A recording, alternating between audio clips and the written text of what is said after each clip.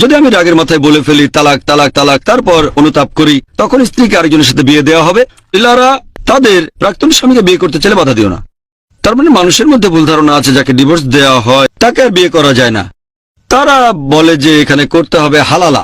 Halala মানে স্ত্রীকে আরেকজনের সাথে বিয়ে দেওয়া হবে, এতে করে সে বৈধ হবে। ইসলাম ধর্মে এটার কোনো অনুমতি নেই। প্রথমবার ডিভোর্স দেওয়ার পরেও স্বামী এবং স্ত্রী আবার বিয়ে করতে পারে ইদ্দার সময়ের পরে, তবে তারা নতুন নিকানামা নতুন মোহর অনুযায়ী বিয়ে করবে। এভাবে বিয়ে করার পরে আবারও যদি সমস্যা হয়, আবারও সে একই পদ্ধতি, স্বামী স্ত্রী প্রথমে আলোচনা করবে, তারপর সালিশ ডাকবে। ডিভোর্স দিতে হলে দুজন সাক্ষী লাগবে, তারপর আলাদা হয়ে যাবে। যদি 2 বছর পরে তারা মীমাংসা করতে চায় তাহলে আবার বিয়ে করতে পারে, তবে নতুন নিকানামা নতুন মোহর।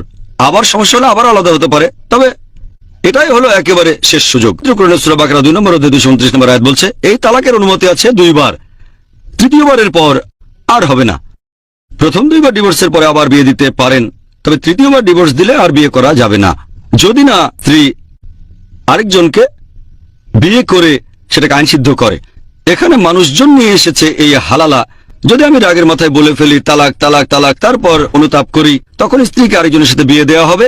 এর একদিন পরে তারা ডিভোর্স দেবে, আরেকজনকে বিয়ে করে আইন সিদ্ধ করবে, একদিন পরে ডিভোর্স দিয়ে আগের স্বামীকে বিয়ে করবে। এটা পুরোপুরি হারাম, এটা একেবারে হারাম। ইসলামে এটা নিষিদ্ধ। এরকম প্ল্যানও করতে পারবেন না।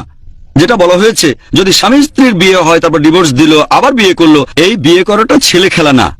এটা তো পুতুলের বিয়ে না যে আপনি 2টো পুতুলের বিয়ে দিলেন, তারপর ভেঙে দিলেন, আবার বিয়ে দিলেন। যদি এভাবে 3 বার বিয়ে দেন তাহলে সেটা আর বদলানো যাবে না। কোনো ছেলে খেলা না যে অনেক হয়েছে, একবার বিয়ে, তারপর ডিভোর্স, আবার বিয়ে, আবার ডিভোর্স, শেষ, এবারে অন্য কাউকে বিয়ে করো।